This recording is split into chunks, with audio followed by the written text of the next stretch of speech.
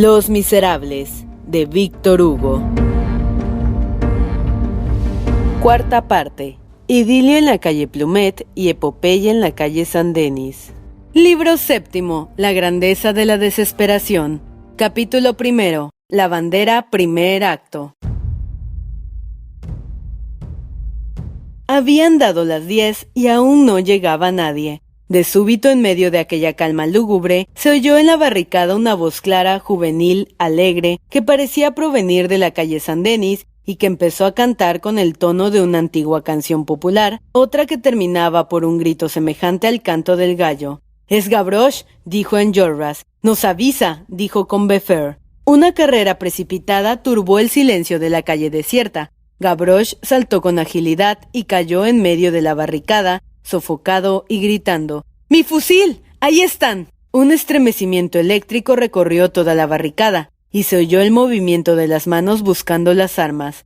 «¿Quieres mi carabina?», preguntó Enjolras al pilluelo. «Quiero el fusil grande», respondió Gavroche, y tomó el fusil de Javert. 43 insurgentes estaban arrodillados en la gran barricada, con las cabezas a flor del parapeto, los cañones de los fusiles y de las carabinas apuntando hacia la calle. Otros 6, comandados por Feuilly, se habían instalado en las dos ventanas. Pasaron así algunos instantes. Después se oyó claramente el ruido de numerosos pasos acompasados. Sin embargo, no se veía nada. De repente, desde la sombra, una voz gritó: «¿Quién vive?».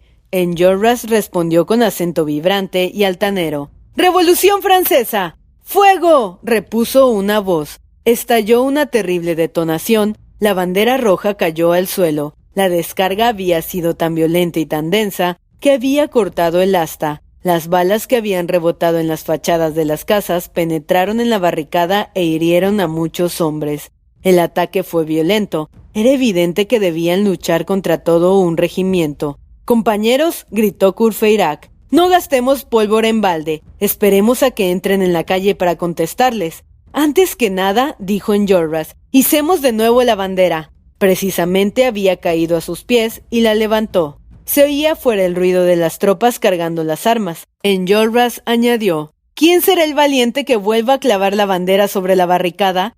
Ninguno respondió. Subir a la barricada en el momento en que estaban apuntando de nuevo era morir, y hasta el más decidido dudaba.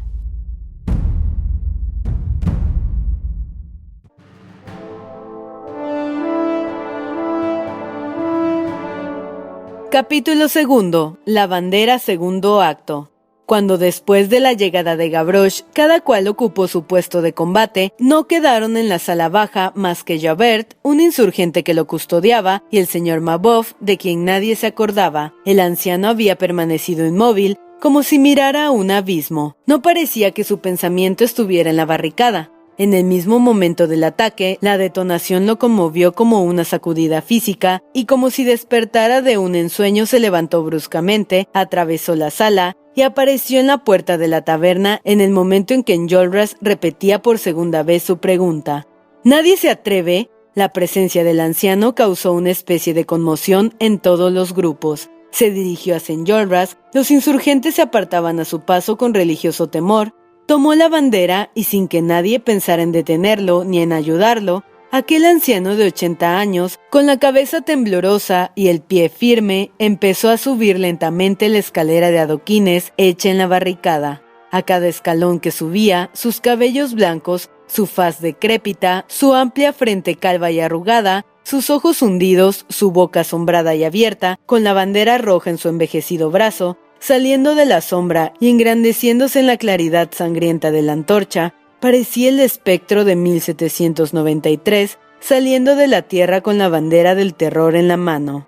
Cuando estuvo en lo alto del último escalón, cuando aquel fantasma, tembloroso y terrible de pie sobre el montón de escombros, en presencia de 1200 fusiles invisibles, se levantó enfrente de la muerte como si fuese más fuerte que ella, toda la barricada tomó en las tinieblas un aspecto sobrenatural y colosal.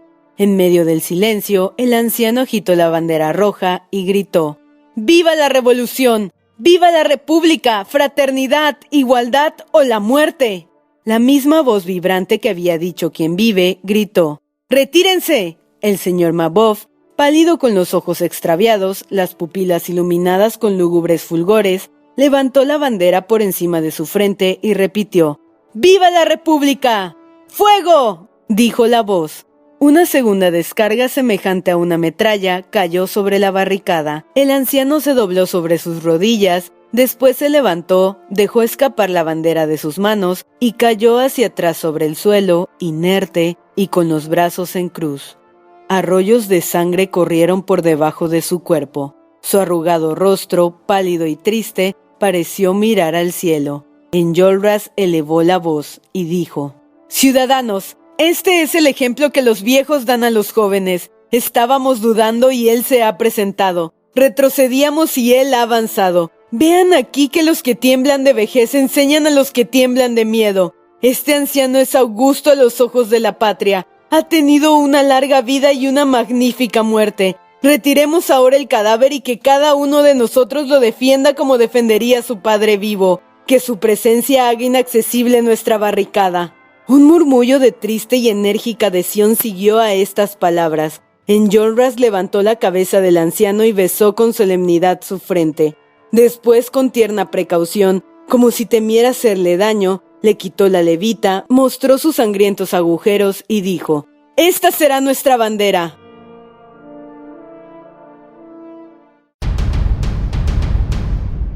Capítulo 3. Gavroche habría hecho mejor en tomar la carabina de Enjolras. Se cubrió el señor Mabeuf con un largo chal negro de la dueña de la taberna. 6 hombres hicieron con sus fusiles una camilla de campaña, pusieron en ella el cadáver y lo llevaron con la cabeza desnuda, con solemne lentitud, a la mesa grande de la sala baja. Entretanto, el pequeño Gavroche, único que no había abandonado su puesto, creyó ver a algunos hombres que se aproximaban como lobos a la barricada. De repente lanzó un grito. Courfeyrac, Enjolras, Juan Prouvaire, Combeferre, Joly, Bahorel y Legel salieron en tumulto de la taberna. Se veían bayonetas ondulando por encima de la barricada. Los granaderos de la Guardia Municipal penetraban en ella, empujando al pilluelo que retrocedía sin huir.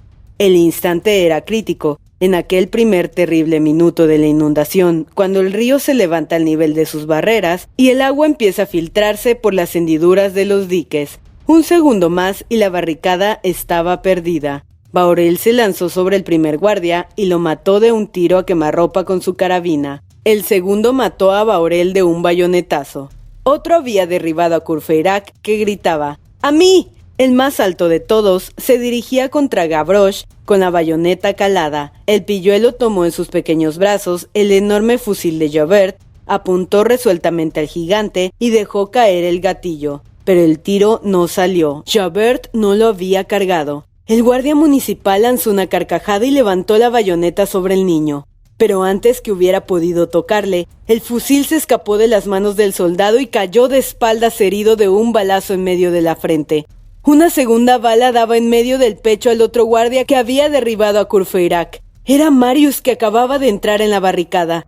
No tenía armas ya, pues sus pistolas estaban descargadas, pero había visto el barril de pólvora en la sala baja cerca de la puerta. Al volverse hacia ese lado le apuntó un soldado, pero en ese momento una mano agarró el cañón del fusil tapándole la boca. Era el joven obrero que se había lanzado el fusil. Salió al tiro, le atravesó la mano y tal vez el cuerpo porque cayó al suelo sin que la bala tocara a Marius. Todo esto sucedió en medio del humo y Marius apenas lo notó. Sin embargo, había visto confusamente el fusil que le apuntaba y aquella mano que lo había tapado. Había oído también el tiro, pero en tales momentos todas las cosas que se ven son nebulosas y se siente uno impulsado hacia otra sombra mayor.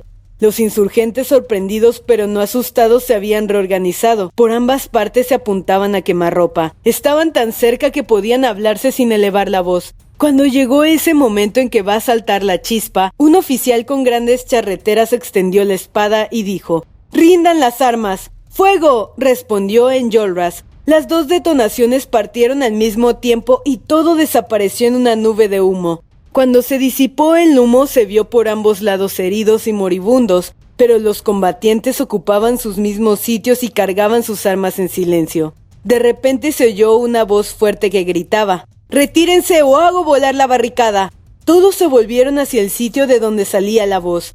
Marius había entrado en la sala baja y tomado el barril de pólvora. Se aprovechó del humo y de la especie de oscura niebla que llenaba el espacio cerrado para deslizarse a lo largo de la barricada, hasta el hueco de adoquines en que estaba la antorcha. Tomar esta, poner en su lugar el barril de pólvora, colocar la pila de adoquines sobre el barril cuya tapa se había abierto al momento con una especie de obediencia terrible. Todo esto lo hizo Marius en un segundo. En aquel momento todos, guardias nacionales, municipales, oficiales y soldados, apelotonados en el otro extremo de la calle, lo miraban con estupor, con el pie sobre los adoquines, la antorcha en la mano, su altivo rostro iluminado por una resolución fatal, inclinando la llama de la antorcha hacia aquel montón terrible en que se distinguía el barril de pólvora roto.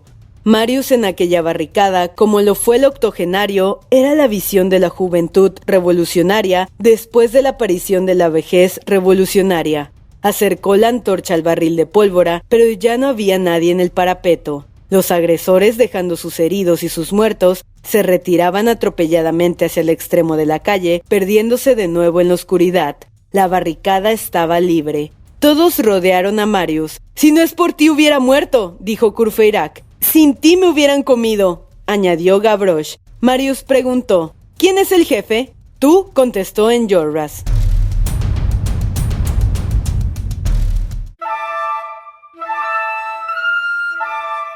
Capítulo 4. La agonía de la muerte después de la agonía de la vida. A pesar de que la atención de los amotinados se concentraba en la gran barricada que era la más atacada, Marius pensó en la barricada pequeña. Fue hacia allá y la encontró desierta. La calle Mondétour estaba absolutamente tranquila. Cuando se retiraba, oyó que le llamaba a una voz débil. «¡Señor Marius!». Se estremeció porque reconoció la voz que lo había llamado 2 horas antes en la verja de la calle Plumet. Solo que esta voz parecía ahora un soplo. Miró en su derredor y no vio a nadie. «Señor Marius», repitió la voz, «estoy a sus pies». Entonces se inclinó y vio en la sombra un bulto que se arrastraba hacia él. La lamparilla que llevaba le permitió distinguir una blusa, un pantalón roto, unos pies descalzos y una cosa semejante a un charco de sangre. Marius entrevió un rostro pálido que se elevaba hacia él y que le dijo: «¿Me reconoce?». «No». «Éponine». Marius se hincó. La pobre muchacha estaba vestida de hombre. «¿Qué hace aquí?». «Me muero», dijo ella. «Está herida, espere. Voy a llevarle a la sala, allí le curarán». «¿Es grave? ¿Cómo he de levantarle para no hacerle daño? Padece mucho, Dios mío, pero ¿qué ha venido a hacer aquí?». Y trató de pasar el brazo por debajo del cuerpo de Éponine para levantarla y tocó su mano. Ella dio un débil grito. «¿Le he hecho daño?», preguntó Marius. «Un poco, pero solo le he tocado la mano». Éponine acercó la mano a los ojos de Marius y le mostró en ella un agujero negro. «¿Qué tiene en la mano?», le preguntó. «La tengo atravesada por una bala». «¿Cómo? ¿No vio el fusil que le apuntaba?». «Sí, y una mano que lo tapó. Era la mía». Marius se estremeció. «¡Qué locura, pobre niña! Pero si es eso no es nada. Le voy a llevar a una cama y le curarán. No se muere nadie por tener una mano atravesada». Ella murmuró: «La bala atravesó la mano, pero salió por la espalda. Es inútil que me mueva de aquí. Yo le diré cómo puede curarme mejor que un cirujano. Siéntese a mi lado en esta piedra». Marius obedeció. Ella puso la cabeza sobre sus rodillas y le dijo sin mirarlo: «Ah, qué bien estoy ahora, ya no sufro». Permaneció un momento en silencio. Después volvió con gran esfuerzo el rostro y miró a Marius. «¿Sabe, señor Marius? Me daba rabia que entrase en ese jardín. Era una tontería porque yo misma le había llevado allá. Y por otra parte yo sabía que un joven como usted...». Aquí se detuvo y añadió con una triste sonrisa: «Le parezco muy fea, ¿no es verdad?». Y continuó: «Ya ve, está perdido. Ahora nadie saldrá de la barricada. Yo le traje aquí y va a morir. Yo lo sabía. Y sin embargo, cuando vi que le apuntaban, puse mi mano en la boca del fusil. ¡Qué raro! Pero es que quería morir antes que usted. Cuando recibí el balazo me arrastré y le esperaba. Oh, si supiese, mordía la blusa, tenía tanto dolor, pero ahora estoy bien». ¿Se acuerda de aquel día en que entré en su cuarto? Y del día en que le encontré en el prado. ¿Cómo cantaban los pájaros? No hace mucho tiempo me dio 100 sueldos y le contesté: «No quiero su dinero». Recogió la moneda No es rico, y no me acordé de decirle que la recogiese. Hacía un sol hermoso. ¿Se acuerda, señor Marius? ¡Oh, qué feliz soy! Todo el mundo va a morir. Mientras hablaba, apoyaba la mano herida sobre el pecho, donde tenía otro agujero del cual salía a intervalos una ola de sangre. Marius contemplaba a aquella infeliz criatura con profunda compasión. «¡Oh!», dijo la joven de repente. «¡Me vuelve otra vez, me ahogo!». Tomó la blusa y la mordió. En aquel momento, el grito de gallo de Gavroche resonó en la barricada. El muchacho se había subido sobre una mesa para cargar el fusil y cantaba alegremente. Éponine se levantó y escuchó. Después dijo a Marius: «Es mi hermano. Mejor que no me vea porque me regañaría». «¿Su hermano?», preguntó Marius, que estaba pensando con amargura en la obligación que su padre le había dejado respecto de los Thénardier. «¿Quién es su hermano?». «Ese muchacho, el que canta». Marius hizo un movimiento como para ponerse en pie. «¡Oh, no se vaya!», dijo Éponine. «Ya no duraré mucho más». Estaba casi sentada, pero su voz era muy débil y cortada por el estertor. Acercó todo lo que podía su rostro al de Marius y dijo con extraña expresión: «Escuche, no quiero engañarle. Tengo en el bolsillo una carta para usted desde ayer. Me encargaron que le echara el correo y la guardé porque no quería que la recibiera. Pero tal vez me odiará cuando nos veamos dentro de poco, porque los muertos se vuelven a encontrar, ¿no es verdad? Tome la carta». Tomó convulsivamente la mano de Marius con su mano herida y la puso en el bolsillo de la blusa. Marius tocó un papel. «Tómelo», dijo ella. Marius tomó la carta, entonces Éponine hizo un gesto de satisfacción. «Ahora prométame por mis dolores», y se detuvo. «¿Qué?», preguntó Marius. «Prométame». «Le prometo». «Prométame darme un beso en la frente cuando muera, lo sentiré».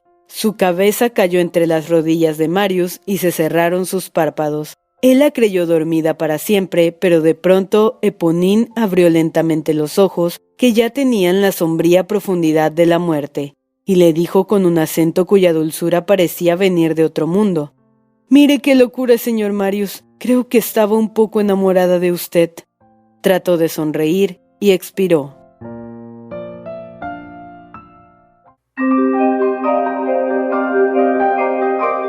Capítulo 5. Gavroche, preciso calculador de distancias.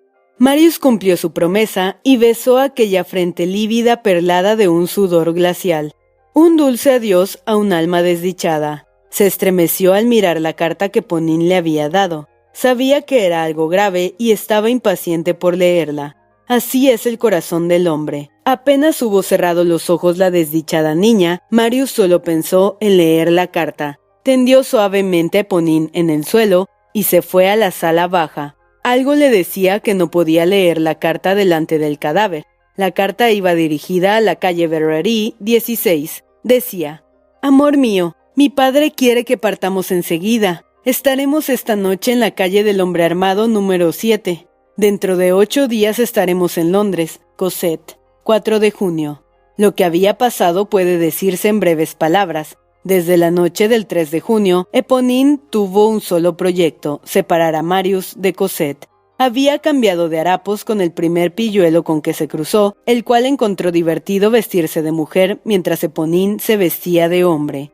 Ella era quien había escrito a Jean Valjean en el Campo Marte la expresiva frase «múdese», que lo decidió a marcharse. Cosette, aterrada con este golpe imprevisto, había escrito unas líneas a Marius. Pero ¿cómo llevar la carta al correo? En esta ansiedad, vio a través de la verja a Éponine, vestida de hombre, que andaba rondando sin cesar alrededor del jardín. Le dio 5 francos y la carta diciéndole: «Llévele enseguida a su destino. Ya hemos visto lo que hizo Éponine». Al día siguiente, 5 de junio, fue a casa de Courfeyrac a preguntar por Marius, no para darle la carta, sino para ver lo que comprenderá todo enamorado celoso. Cuando supo que iban a las barricadas, se le ocurrió la idea de buscar aquella muerte como habría buscado otra cualquiera y arrastrar a Marius. Siguió pues a Courfeyrac, se informó del sitio en que se construían las barricadas y como estaba segura de que Marius acudiría lo mismo que todas las noches a la cita porque no había recibido la carta, fue a la calle Plumet. Esperó a Marius y le dio en nombre de sus amigos aquel aviso para llevarle a la barricada. Contaba con la desesperación de Marius al no encontrar a Cosette, y no se engañaba. Volvió enseguida a la calle de la Chambrerie, donde ya hemos visto lo que hizo: morir con esa alegría trágica propia de los corazones celosos que arrastran en su muerte al ser amado, diciendo: «No será de nadie». Marius cubrió de besos la carta de Cosette. Lo amaba. Por un momento creyó que ya no debía morir, pero después se dijo: «Se marcha. Su padre la lleva a Inglaterra y mi abuelo me niega el permiso para casarme. La fatalidad continúa siendo la misma». Pensó que le quedaban dos deberes que cumplir: informar a Cosette de su muerte enviándole un supremo adiós, y salvar de la catástrofe inminente que se preparaba aquel pobre niño, hermano de Ponine e hijo de Thénardier. Escribió con lápiz estas líneas: «Nuestro matrimonio era un imposible. Hablé con mi abuelo y se opone. Yo no tengo fortuna y tú tampoco. Fui a tu casa y no te encontré. Ya sabes la palabra que te di, ahora la cumplo. Moriré. Te amo. Cuando leas estas líneas, mi alma estará cerca de ti y te sonreirá». No teniendo con qué cerrar la carta, dobló el papel y lo dirigió a Cosette en la calle del Hombre Armado 7. Escribió otro papel con estas líneas: «Me llamo Marius Pontmercy. Llévese mi cadáver a casa de mi abuelo el señor Gillenormand, calle de las Hijas del Calvario, número 6, en el Marais». Guardó este papel en el bolsillo de la levita y llamó a Gavroche. El pilluelo acudió a la voz de Marius y lo miró con su rostro alegre y leal.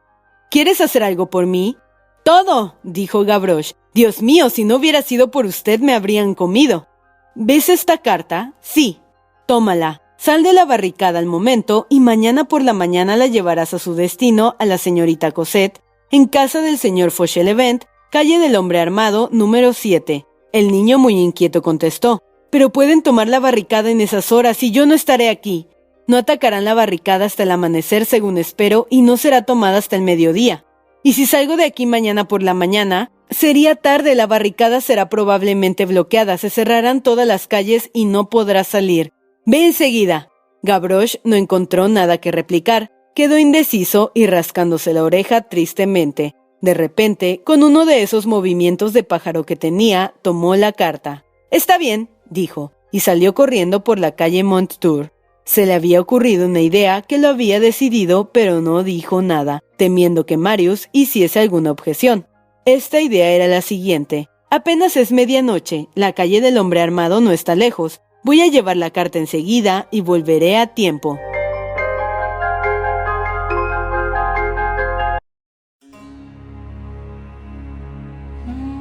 Capítulo 6. Espejo indiscreto. ¿Qué son las convulsiones de una ciudad al lado de los motines del alma? El hombre es más profundo que el pueblo. Jean Valjean en aquel momento sentía en su interior una conmoción violenta. El abismo se había vuelto a abrir ante él y temblaba como París en el umbral de una revolución formidable y oscura. Algunas horas habían bastado para que su destino y su conciencia se cubrieran de sombras. La víspera de aquel día, por la noche, acompañado de Cosette y de Santos, se instaló en la calle del Hombre Armado. Jean Valjean estaba tan inquieto que no veía la tristeza de Cosette.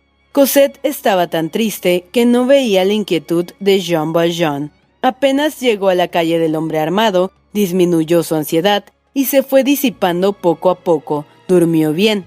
Dicen que la noche aconseja y puede añadirse que tranquiliza. Al día siguiente se despertó casi alegre y hasta encontró muy bonito el comedor, que era feo.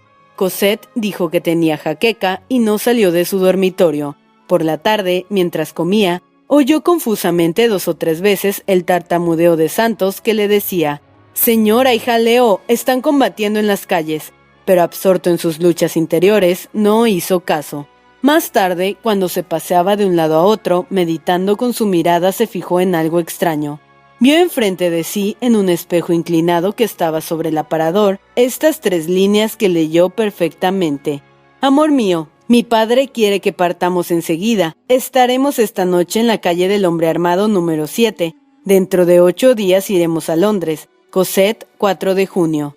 Jean Valjean se detuvo aturdido. ¿Qué había sucedido? Cosette al llegar había puesto su carpeta sobre el aparador, delante del espejo, y en su dolorosa agonía la dejó olvidada allí, sin notar que estaba abierta precisamente en la hoja de papel secante que había empleado para secar la carta. Lo escrito había quedado marcado en el secante. El espejo reflejaba la escritura.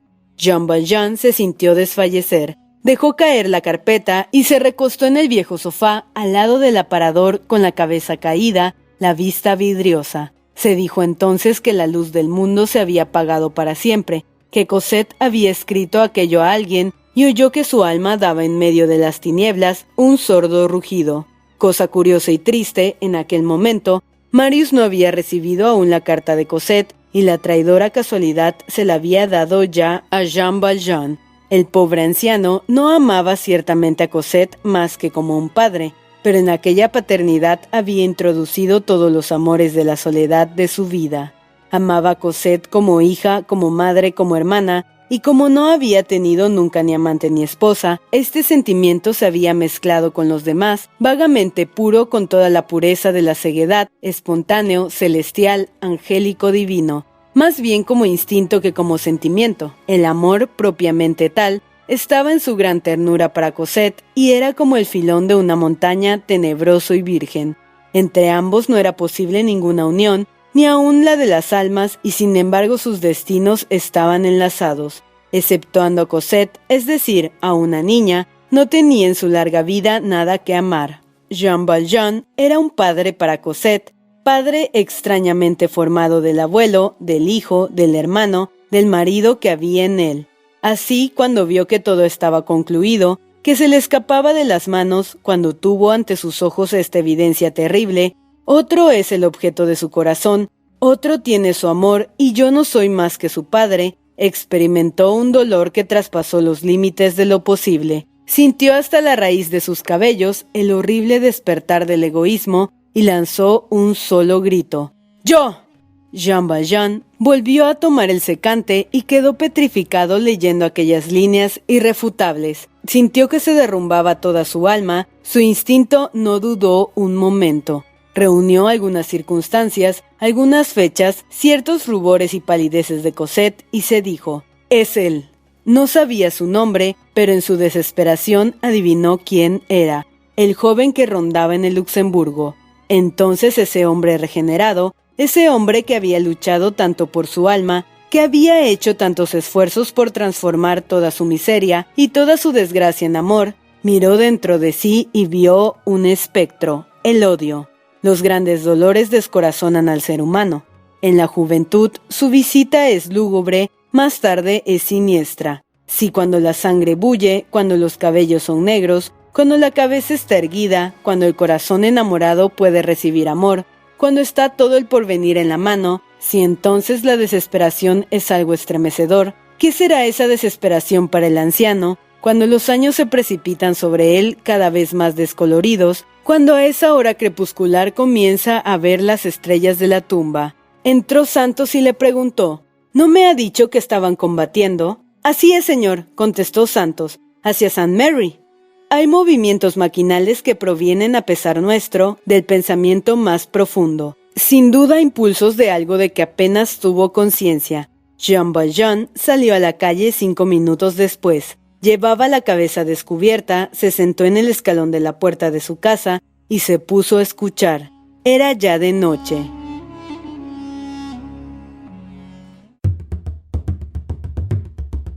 Capítulo 7. El pilluelo es enemigo de las luces. ¿Cuánto tiempo pasó así? El farolero vino, como siempre, a encender el farol que estaba colocado precisamente enfrente de la puerta número 7 y se fue. Escuchó violentas descargas. Era probablemente el ataque de la barricada de la calle de la Chanvrerie rechazado por Marius. Él continuó su tenebroso diálogo consigo mismo. De súbito levantó los ojos. Alguien andaba por la calle. Oía los pasos muy cerca, miró a la luz del farol y por el lado de la calle que va a los archivos, descubrió la silueta de un muchacho con el rostro radiante de alegría. Gavroche acababa de entrar en la calle del hombre armado. Iba mirando al aire como buscando algo. Veía perfectamente a Jean Valjean, pero no hacía caso alguno de él. Jean Valjean se sintió irresistiblemente impulsado a hablar a aquel muchachillo. «Niño», le dijo, «¿qué tienes?» «Hambre», contestó secamente Gavroche y añadió, «el niño será usted». Jean Valjean metió la mano en el bolsillo y sacó una moneda de 5 francos. pero Gavroche, que pasaba con rapidez de un gesto a otro, acababa de tomar una piedra. Había visto el farol. «¿Cómo es esto?», exclamó. «¿Todavía tienen aquí faroles? Están muy atrasados, amigos. Esto es un desorden. ¡Rompan ese farol!». La calle quedó a oscuras y los vecinos se asomaron a las ventanas furiosos. Jean Valjean se acercó a Gavroche. «Pobrecillo», dijo a media voz y hablando consigo mismo. «Tiene hambre», y le puso la moneda de 5 francos en la mano. Gavroche levantó los ojos asombrado de la magnitud de aquella moneda. La miró en la oscuridad y le deslumbró su blancura. Conocía de oídas las monedas de 5 francos y le gustaba su reputación. Quedó pues encantado de ver una, mirándola extasiado por algunos momentos. Después se volvió a Jean Valjean, extendió el brazo para devolverle la moneda y le dijo majestuosamente: «Ciudadano, me gusta más romper faroles. Toma nuestra fiera, a mí no se me compra». «¿Tienes madre?», le preguntó Jean Valjean. Gavroche respondió: «Tal vez más que usted». «Pues bien», dijo Jean Valjean, «guarda ese dinero para tu madre». Gavroche se sintió conmovido. Además había notado que el hombre que le hablaba no tenía sombrero y eso le inspiraba confianza. «¿De verdad no es esto para que no rompa los faroles? Rompe todo lo que quieras». «Es todo un hombre», dijo Gavroche, y se guardó el Napoleón en el bolsillo. Como aumentara poco a poco su confianza, preguntó: «¿Vive en esta calle?» «Sí, ¿por qué?» «¿Podría decirme cuál es el número 7? ¿Para qué quiere saber el número 7? El muchacho se detuvo, temió haber dicho demasiado, y se metió los dedos entre los cabellos, limitándose a contestar. Para saberlo, una repentina idea atravesó la mente de Jean Valjean. La angustia tiene momentos de lucidez. Dirigiéndose al pilluelo le preguntó: «¿Eres tú el que trae una carta que estoy esperando?» «¿Usted?», dijo Gavroche. «No es mujer. La carta es para la señorita Cosette, ¿no es verdad?» «¿Cosette?», murmuró Gavroche. «Sí, creo que es ese endiablado nombre». «Pues bien», dijo Jean Valjean, «yo debo recibir la carta para llevársela. Dámela». «Entonces deberás saber que vengo de la barricada». «Sin duda». Gavroche metió la mano en uno de sus bolsillos y sacó un papel con 4 dobleces. «Este despacho», dijo, «viene del gobierno provisional. Dámelo».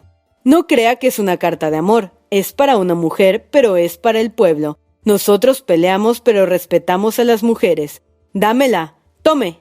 «Hay que llevar respuesta a Saint Mary». «Ahí sí que la haría buena. Esta carta viene de la barricada de Chambéry, y allá me vuelvo. Buenas noches, ciudadano». Y dicho esto se fue, o por mejor decir, voló como un pájaro escapado de la jaula hacia el sitio de donde había venido. Algunos minutos después, el ruido de un vidrio roto y el estruendo de un farol cayendo al suelo despertaron otra vez a los indignados vecinos. Era Gavroche, que pasaba por la calle Chaume.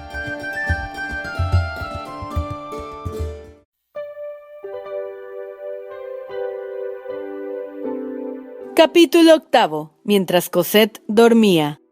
Jean Valjean entró en su casa con la carta de Marius, subió la escalera a tientas, abrió y cerró suavemente la puerta, consumió 3 o 4 pajuelas antes de encender la luz.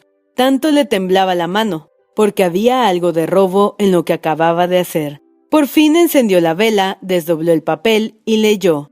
En las emociones violentas no se lee. Se atrapa el papel, se le oprime como a una víctima, se le estruja, se le clavan las uñas de la cólera o de la alegría, se corre hacia el fin, se salta el principio, la tensión es febril, comprende algo, un poco, lo esencial, se apodera de un punto y todo lo demás desaparece. En la carta de Marius a Cosette, Jean Valjean no vio más que esto. «Muero, cuando leas esto mi alma estará a tu lado». Al leer estas 2 líneas, sintió un deslumbramiento horrible. Tenía ante sus ojos este esplendor, la muerte del ser aborrecido.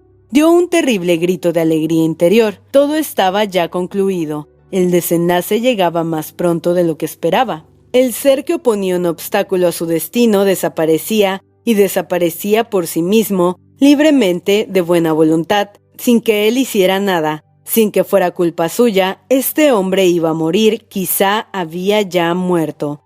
Pero empezó a reflexionar su mente febril. «No», se dijo, «todavía no ha muerto. Esta carta fue escrita para que Cosette la lea mañana por la mañana. Después de las descargas que escuché entre 11 y 12, no ha habido nada. La barricada no será atacada hasta el amanecer, pero es igual. Desde el momento en que ese hombre se mezcló en esta guerra está perdido. Será arrastrado por su engranaje. Se sintió liberado. Estaría de nuevo solo con Cosette. Cesaba la competencia, empezaba el porvenir. Bastaba con que guardara la carta en el bolsillo y Cosette no sabría nunca lo que había sido de ese hombre. Ahora hay que dejar que las cosas se cumplan, murmuró. No puede escapar, si aún no ha muerto va a morir pronto. ¡Qué felicidad! Sin embargo, prosiguió su meditación con aire taciturno. Una hora después, Jean Valjean salía vestido de guardia nacional y armado. Llevaba un fusil cargado y una cartuchera llena.